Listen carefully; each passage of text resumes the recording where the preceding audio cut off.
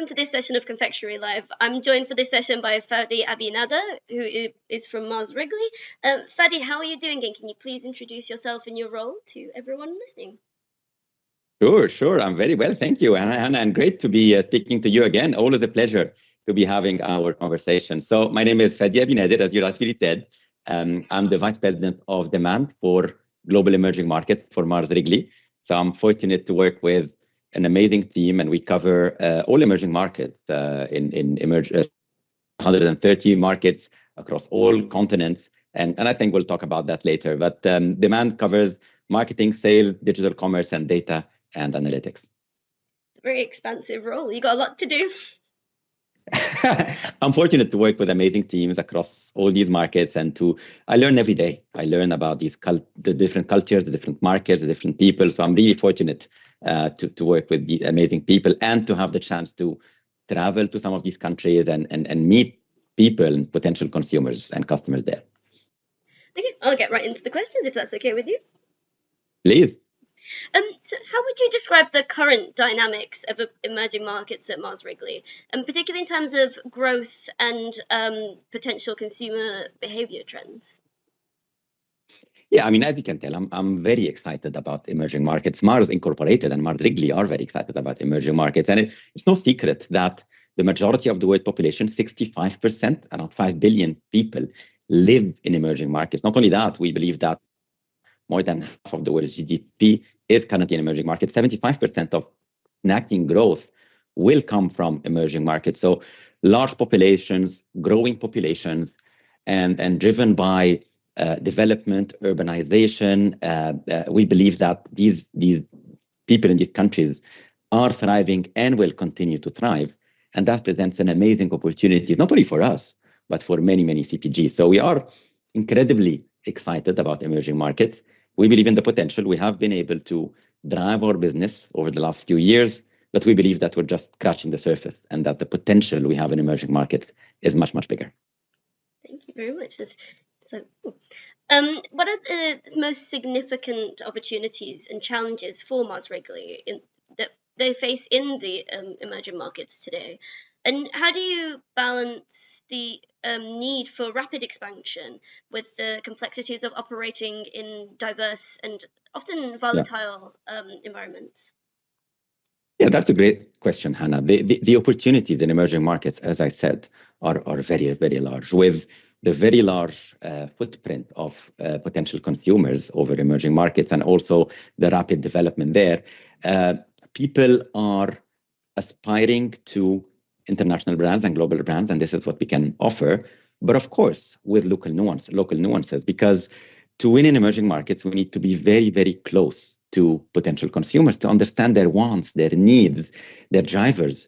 And even though there are fundamental truths for humans everywhere, so very common needs, but also there are very local nuances. So for companies to thrive and grow in emerging markets, they need to be very close to consumers and be able to achieve the tricky balance that you mentioned of how do we adapt our global brands, our multi-billion-dollar brands that have been successful everywhere over time, Snickers, Twix, Orbit, M&Ms, etc., to local taste while conserving the essence of these global brands, but also being relevant to local taste. So that's the balance that we are driving in emerging markets.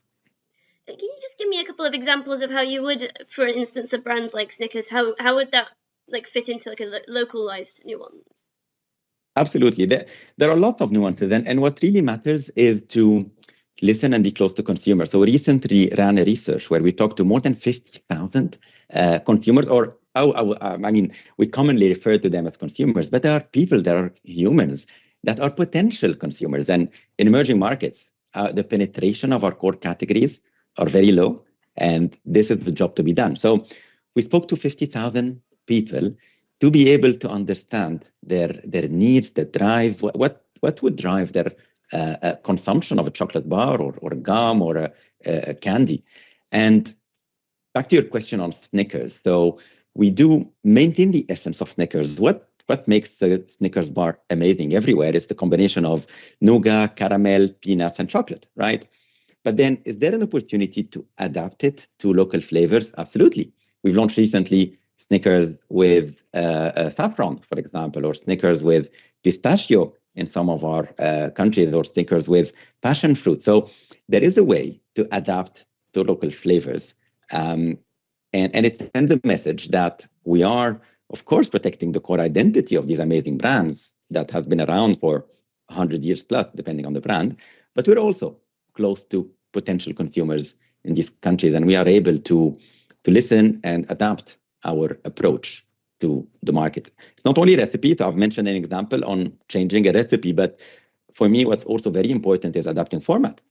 So the majority of retailers in emerging markets, so we have around 15 million retailers in emerging markets, majority of which are mom and pop stores. So there's the little stores that are at the corner, at every street corner in emerging markets. So to adapt our formats, we need to make sure that, for example, we have a smaller version of each and every product we have. So it's not about changing the flavor or recipe, but sometimes it's about changing the format. And we also have, of course, the big supermarkets, hypermarkets, etc., and clubs, where we need to have a larger version of our products, right, or a multi-pack. So adapting the recipes, adapting the format, and I can talk about adapting advertising and adapting how we operate and we manufacture in these markets. So it's all about being close to potential consumers and customers and adapting our approach to be able to meet. That all sounds actually very delicious. I would love to try a passion fruit at Snickers. Given the diverse nature of emerging markets, how does Mars Wrigley tailor strategies to suit unique needs and the preferences of the different regions? I suppose you've sort of answered that within that question before, but is there an overall strategy that you use, that you stick to? Yeah, absolutely. So our strategy is really we want to be a force for good, and at the same time, build a sustainable business. And we are a company at the end of the day, so we do have financial targets. However, we are a family company. We are really purpose-led and principle-driven. So how to build a long-term generational business in emerging markets, that's what we're working on. We have done that, or we are very much ahead in developed markets. Yet for emerging markets, we started the journey, I wouldn't say a couple of years back, maybe a couple of decades back. And as I said earlier, we are scratching the surface. So it's about finding this balance of leaving a positive footprint in the communities where we operate while building a successful business. So the way we do that, so definitely there is a strategy there, and we operate within the principles that we've always operated within. So how do we balance between adapting global brands to local needs? So we are making very clear choices. So we do, of course, care about the 130 or 140 countries that exist in emerging markets. However, like any organization, we have to put a strategy and start to prioritize where we will put our investments. What are the markets with the highest potential for us to win based on certain metrics? So we do have very clear market choices. We also have very clear portfolio choices because, as you know, the Mars Wrigley portfolio is very large, very diverse. We have multi-billion-dollar brands. We're leading in chocolate and gum and fruity confections and mints. So what do we choose? We don't want to go to, let's say, Brazil with everything, right? We need to build a phased business because we are in it for the long term. So answering your question, it's all about making strategic choices, refreshing them with time, because as you know, things change macro-wise and internally. So how do we keep refreshing our strategy? How do we keep listening to consumers and customers to be able to adapt our strategy over time? Thank you for explaining all of that. I just wanted to touch on sort of the importance of customer centricity to your kind of strategy in global emerging markets. How does Mars Wrigley ensure a consumer-centric approach in its strategy for the emerging markets? And also, can you share some examples of how understanding local customer preferences has shaped your product offerings? I know that you obviously mentioned the different kinds of Snickers. Is there some other example of it that's specific to a market? Absolutely. So consumer centricity is very important for consumer packaged goods in general. And you can argue for Mars Wrigley, it is a fundamental part of our strategy. You can even argue that for emerging markets, it's even more important, because if you want to build a principle-based, sustainable, generational, long-term business, you need to be very much in touch with consumer wants and needs. So it is very important for us. we spend a lot of our time and energy understanding, listening, understanding to consumers. And as I said, I'm fortunate enough to work with amazing local teams who are very, very close to local consumers and local customers. And I'm also privileged to have the occasion to, or the opportunity to travel sometimes to these markets. I was recently in the Philippines, in Vietnam, and for me, walking the streets, seeing how potential consumers are living their life, consuming snacks in general, not only chocolate or gum or fruity confections.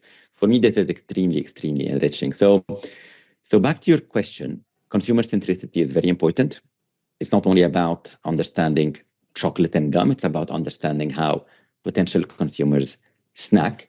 And some of the examples, for example, we recently launched a range of Galaxy dates in the Middle East. So as you know, dates are a very large snacking or fruit in general, and Galaxy is our biggest brand in the Middle East. So how do we combine our international brand with local flavors? And it is very successful. Another example, in Mexico, we have a range of spicy candy because, again, of local taste. So we have a range of a brand called Squink. These brands, through these brands, we provide spicy candies to consumers, and these companies are thriving, right? And we are working on expanding this because we realized the spicy flavor is not only appealing in Mexico. There are big pockets globally. I mean, if we talk about India, if we talk about some markets in Latin America, and even the US and Canada, there are opportunities there. So consumer centricity is very important. And the only way for us to grow the business and thrive is by being very, very close to consumers. And of course, customers. I mean, I talk mainly about consumers because at the end of the day, consumers buy our products, but customers for us are extremely, extremely important. We cannot thrive without our customers. And as I said earlier, 90% of our customers are mom and pop stores, which is extremely exciting because they are family businesses, they're generational businesses, they have unique wants and needs. And for us, it's very important to listen to them and help them. And I can talk more about how we're helping and supporting. Yeah, I mean, it must be quite a complex way to go about strategizing if you were working with a lot of local business and a lot of family-owned business. How do you navigate those relationships when they're so personal? We have amazing teams in the market. So we do visit these retailers on a daily, weekly, monthly basis, depending on the country. So these are very personal interactions. I was fortunate to work in sales some time ago, and it's all about the relationships you build, especially with mom and pop stores. There's a lot of trust that you build with time, and you see the business going from one generation to the other, right? And this is where we identified that we do have a role to develop these mom and pop stores beyond selling them products, right? They have unique wants and needs. So we recently launched a program called Thriving Lives in India and Mexico, and the plan is to expand it in more countries. And this program is all about giving back to these retailers. How do we equip them to trade better? Because what they do is trade, right? How do we equip them? How do we digitize them? A lot of them have trouble in terms of maintaining count of their stock and what they buy and what they sell and their finances. So we help them with digital tools. We help them with credit and connecting them to local finance organizations.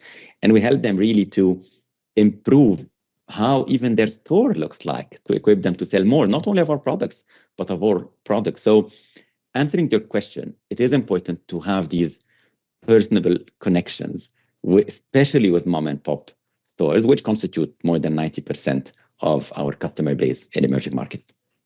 Thank you very much. It's really interesting and I think very fulfilling sounding to kind of work with people on that generational basis. When you see the result, it is fulfilling. It sometimes it's a long journey to make a difference. And sometimes you have to wait a generation. And when you're in an operation in a country, you might not see the end result because your successor or successors will be the one to see the result. But that's a mindset shift. You need to understand that you're seeding something for the future generation. That's great. Sounds wonderful.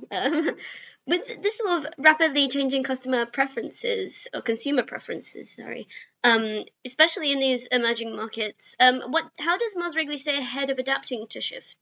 And what tools and processes do you put in place to sort of make sure that you're keeping on the pulse of things in emerging markets?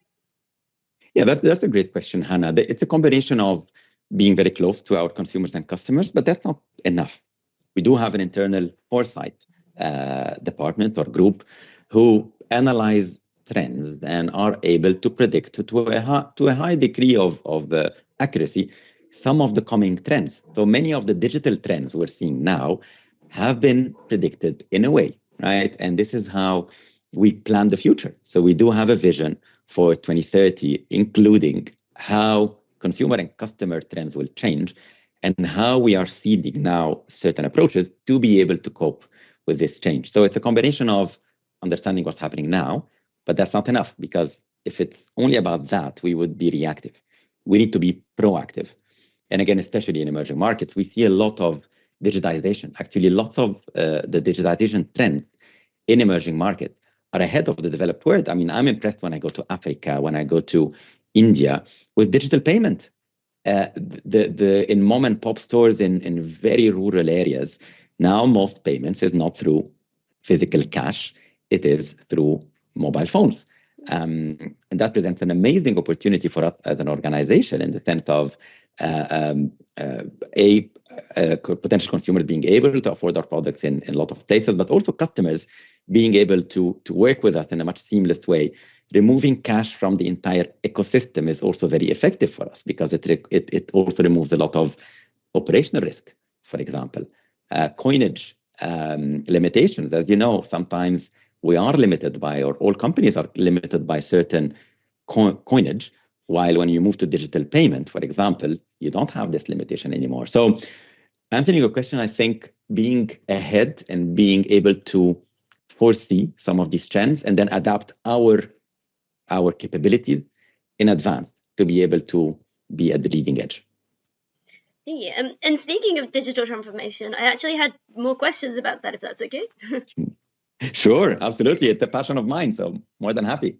As we were talking about, you see a rise of lots of sort of more digital forms of payment or more cashless forms of payment, I should say.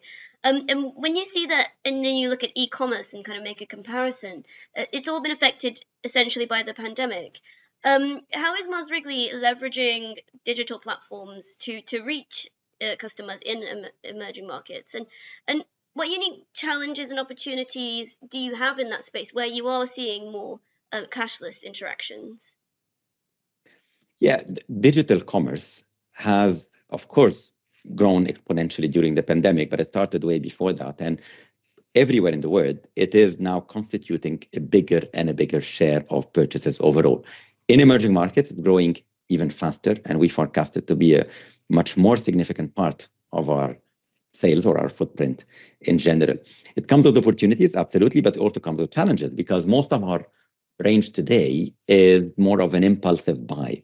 And it is difficult to create this impulse purchase in the digital world, but there are ways. And we have successfully been able to drive the digital checkout, etc., to be able to drive this impulsive purchase online. Now, I think the opportunities are much bigger than the challenges, and I believe that can help us and will help us and is helping us now expand our footprint exponentially. Because remember, Hannah, one of the biggest barriers to doing business in emerging markets is making our products available in the 15 million outlets that are out there in an effective way, obviously. We are very much available in urban areas, but when you start going to rural areas and the concentration of retailers becomes smaller, it becomes very costly to cover them. Now, at the same time, digital can bridge that gap. You've probably heard or seen or used on-demand delivery, the 15 to 20 minute delivery apps, even going to 6 or 7 minutes in India. I was impressed. So these platforms make our products available in very much remote and rural areas. So imagine how many more people can have access to our products in a very good condition, so in the best quality, thanks to digital commerce. So So I think the opportunities of digital commerce are massive. It can bridge the gap that we have today in distribution. And it can also bridge the gap in terms of creating brand equity, creating brand awareness, because, in the digital world, the lines are blurring now between advertising, selling, and even content creation.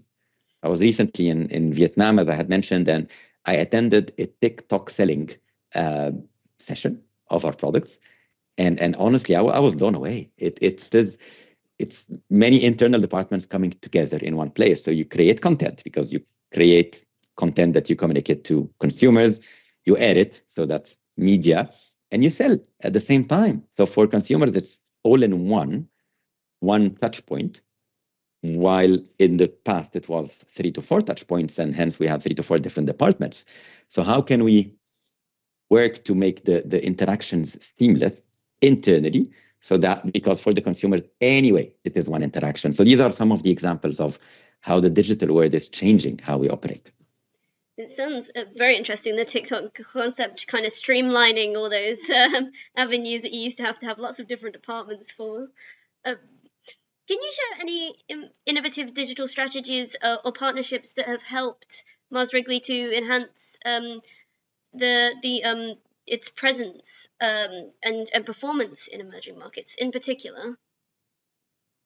Yes, one of the examples I'm really proud of is what the Mexico team has driven over the past few months or even year now. A partnership with a major, another CPG that is ahead of us in terms of distribution through digital. So through routing, digital routing, etc., based on data. So through this partnership, we are able to reach many, many more stores in geographies we couldn't cover in the past, given their remoteness, given the cost served. So we are covering them through this partnership with another company that is, again, built on exchanging data. So how can we benefit from this company's distribution power, and they can also benefit from our range and our scope and the different needs we meet with consumers. So that's one example that the Mexico team has driven that I'm very proud of. Another example I can mention is what we call Project Mawa in Kenya, and I'm really proud of it because, again, I was part of this before my current emerging markets role. I was part of the Middle East and Africa region, and this is all about giving back. So this is about going to some micro distributors, and by micro distributors, sometimes it's one individual who are in need, who might not have a current job, and they distribute our products sometimes on foot in rural areas, and they make a profit. And we really help and support them with building their capabilities, their knowledge, and even giving them facilitations in terms of how they buy and sell products. And at the same time, it helps us reach more places, right? Because a lot of the gum selling, this is mainly through for our gum range there, double mint, extra, etc. Most of the gum sales are impulsive. And these people, these amazing ladies and gentlemen, they go in the rural places and sell our products in places where consumers buy them impulsively. So that's another example I'm really, really proud of. Thank you. That sounds very intriguing. I would love to see how that works on a scale. I can talk about this for hours, but I'll resist that urge. So can I just move on to a bit more of like a purpose and sustainability area, if that's okay with you? Absolutely. Can I just ask, how does Mars Wrigley incorporate purpose and sustainability into its strategy for emerging markets? And what are some of the initiatives that you believe resonate most with consumers in these regions? Absolutely. So purpose is a key part of how Mars Inc. does business, right? And we believe, as a private company, as a purpose-led company, as a principle-driven company, that we're in it for the long term. We're in it it's a generational business, and that's why we need to leave the world in a better place than when we started, right? So we are fortunate, as, again, zooming on emerging markets, we're fortunate to operate within a context of a very, very much purpose-driven company. I can talk a lot about what Mars Inc. and what Mars Wrigley does, but I'll focus on what we do in emerging markets, because I think that's your question. Now, driving purpose, I can argue, for emerging markets is even more important because the need is very, very high. And we all know, I mean, and when we travel in emerging markets, etc., we see the amazing potential that emerging markets have, but we also see a very strong need in terms of what the communities need, what people need, etc. So we are very much dedicated to that. And we believe that building a strong, sustainable business in emerging markets can only come by being really true to the communities we are operating within. And we have a lot of examples that we're really proud of. So, for example, we're working hard on making our packaging sustainable. We started with Australia, that shifted recently to paper packaging that is recyclable. And now we are extending it to other places. For example, in our factories, we have 14 factories in emerging markets, and they are reducing their carbon emissions. Most of them now are running on sustainable energy. They are reducing their water intake as well. What else? We really take our route to market coverage seriously from a sustainability footprint point of view, trying to reduce our gas emissions. And then all the programs I spoke about in terms of giving back to customers, giving back to consumers.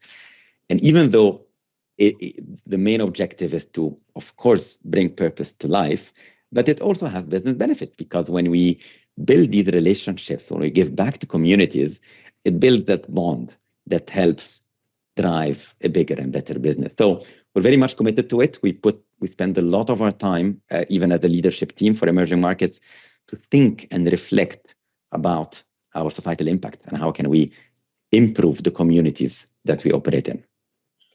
And when you're looking to balance sort of sustainability and growth, do you have sort of checks and balances in places for that, or is it just a case-by-case situation?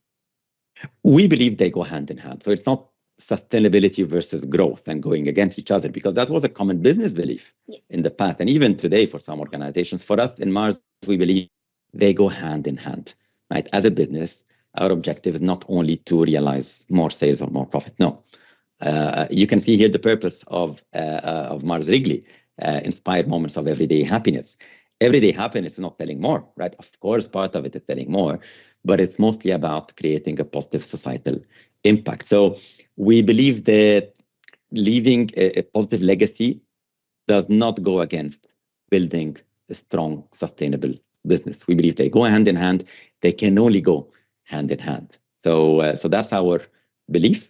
Of course, there might be a cost of driving certain sustainability initiatives. Absolutely. So is paper packaging more expensive than plastic packaging? Absolutely. Is running the factories in a sustainable way sometimes more expensive? Absolutely. But we're happy doing that, right? And of course, we need to have a P&L that sustains that, but also being part of a family company, being part of a purpose-driven company really helps. We operate within an ecosystem that really encourages us and helps us drive the right societal impact. And sort of when you're looking to drive that societal impact, if you don't mind me moving sort of towards more trends that you see in emerging markets, what are the key trends that you see in the next 3 to 5 years, for instance, or even more long term that you're really zoning in on for Mars Wrigley in these markets? Yeah, health and wellness needs are very big everywhere, obviously. But what we realized recently, and took me by surprise, that they are even more significant in emerging markets. They actually over-index developed markets.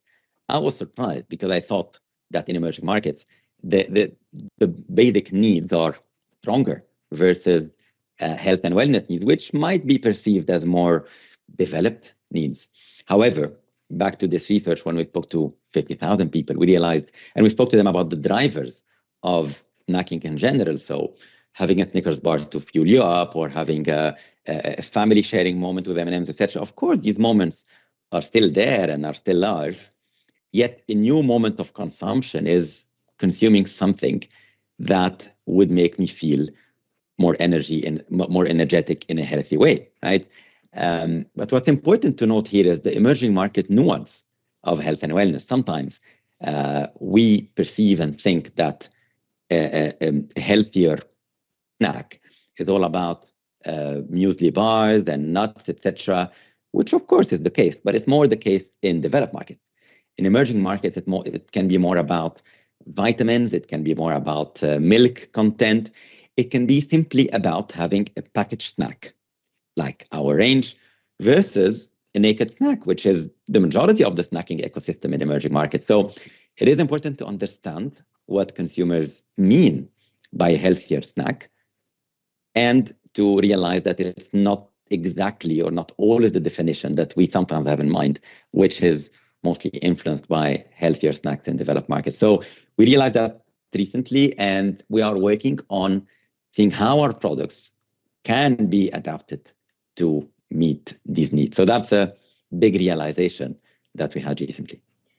That research seems really pivotal in sort of your strategy going forward. So it sounds very valuable.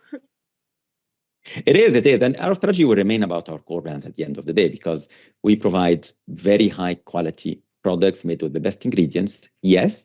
But again, we have to understand what consumers want and need and what their perceptions are. So absolutely, this is a big part. And again, as a leadership team, we spend a lot of time reflecting on what does that mean for how we do business tomorrow, but also in 10, 20, and 30 years. Because how people snack today is different than 20 years ago and will be significant or exponentially different in 20 to 30 years. You kind of hit on the point of my next question, which is what is your long-term vision for these emerging markets, and what are some actual, so far, some really big milestones for you that you've kind of sat back and been like, oh, that was really great, that was really successful, I'm really proud of that? Yeah, again, I believe very strongly in emerging markets. Mars Inc. believes very strongly in emerging markets.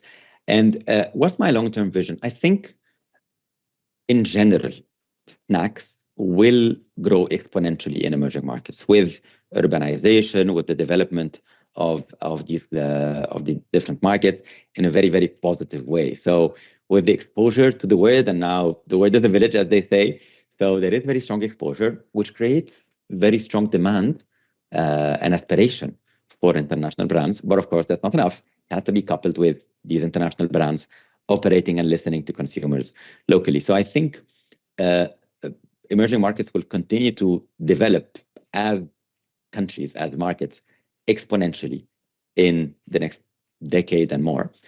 And accordingly, the businesses will continue to grow and thrive, not necessarily at the account of local businesses, local brands, local customers. I think there is space. And today, when you visit some of these emerging markets that are developing very fast in Africa, in Asia, in Latin America, you see the international companies growing, but you also see a lot of local businesses thriving. So I think it will be a combination of both, driven by the growing economies, which will make space for international companies and local companies as well.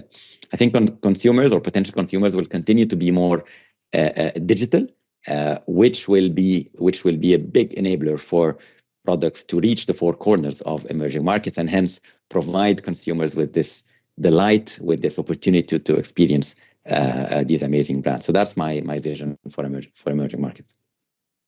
And do you mind just talking about some of the milestones that you feel like so far you've achieved and celebrate them? The milestones we have are all related to this phased approach in emerging markets. So as I said, emerging markets, we're talking about 130, 140 markets. We need to be very focused. So we do have a plan for the markets we are covering and building a business in. So for us, the milestones are all about how many markets we will continue to expand in, have operations in. Some of the recent milestones, so the big businesses we are building today and seeding in Brazil, in India, in Egypt, in the Philippines, in Vietnam, and we do have milestones in all of them. So what is the coverage we achieve, the local manufacturing footprint, local capabilities? These are very, very important milestones for us. Building local, strong, capable teams, because we can only thrive through having local capable teams. Also milestones in terms of how we give back to the community. So paper packaging that I mentioned in Australia. So we have a lot of milestones, difficult to pinpoint one or two, but if I take a stab at it, I think building big and strong businesses in India, Brazil, and Africa, for me, will be big milestones, because these are amazing next frontier territories with very, very large consumer bases and customer bases, and that are growing in terms of economy, that are growing exponentially. So we want to be part of that and really have a positive impact on these markets and build a strong, sustainable business there. Thank you. Thank you very much. It's really, really insightful to hear about sort of where you see the potential growth happening. And just one last and maybe the biggest question.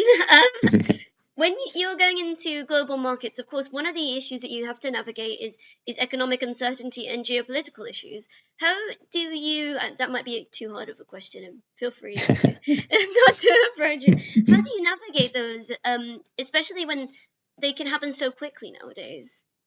Yeah, no, you've summarized our life, really. And I had the privilege of growing up between Canada and Egypt. So I'm originally Egyptian. I grew up in Canada and I kept moving, and I currently am based in Egypt. So I saw the difference between a developed, stable market or country and the country or a region that has this very fast change or instability, as we might call it. So I understand very much what you mean. And in my career, I spent the majority of my career in emerging markets and running some of the markets in the Middle East when I was GM in my previous role. So I do understand how to manage uncertainty, of course, with the teams I operate within.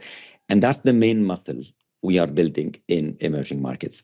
As you know, the macros change very quickly between political macros, between economic macros. So we have sometimes new laws, new rules, embargoes that happen sometimes overnight. And then a lot of economic macros that happen as well with currency devaluation. Recently, we've had that in Nigeria, we've had that in Egypt. So it's all about building the muscle of resilience, building the muscle of operating within a crisis, which is a very unique muscle that is important everywhere. Obviously, we've seen how COVID drove that, but you can argue in emerging markets, the what we call VUCA is much more frequent. It's part of it. When COVID happened in emerging markets, it's like, okay, that's big, but that's another situation that we have to deal with. While in developed markets, it was completely new. So it is a muscle that we are building. Some of our geographies are better just because they experienced a lot, and some are new to it. So that's a big muscle. That's a very important muscle that we're working on. And you never deal 100% with uncertainty. Of course, a part of it remains a surprise, and you have to deal with it. But the ability to forecast and to learn from the past and learn from other markets reduces the surprise at the end of the day, right? So this is the muscle we are working on building in emerging markets. Thank you. It's really, I suppose when you kind of look at the pandemic and you're like, oh, well, I'm sure that nothing that global, hopefully, will happen again soon. Yeah, and you can argue that if it had happened, the same pandemic 150 years ago, the world would have reacted in a very different way. Probably not in the best way. Not that the world reacted in the best way now, but you can argue better than 100 and 150 years ago. If it happens again, God forbid, in another 100 years, I'm sure with medical and technological advances, it can be over in maybe a day or two, right? You never know. So I think there is always positive with the advancement of knowledge, communication, and science. Well, personally, I'm looking forward to the day that the drone is delivering my miles to my house. I would assume very soon. Thank you so much, Fadi. Thank you for taking the time to speak to me and sharing your insights. They've been really interesting to hear from you again. And thank you for being part of Confectionery Live. Hannah, it's a pleasure. So thank you. Thanks to all the viewers from Confectionery Live. I always enjoy speaking to you. And yeah, to the next time. Yeah, thank you.